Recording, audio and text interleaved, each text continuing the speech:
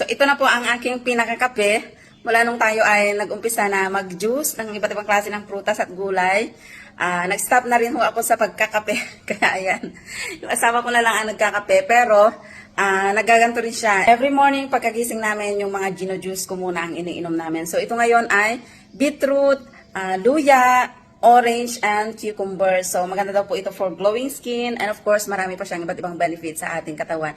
At ang sarap sa pakiramdam na mula nung nagjujuice po kami, bukod sa hindi ako nagugutom agad, sa paghahatid ng aking mga anak habang nagdadrive, ay feeling ko may mga ano na, resulta na rin sa ating skin. Ayan. Tikman natin.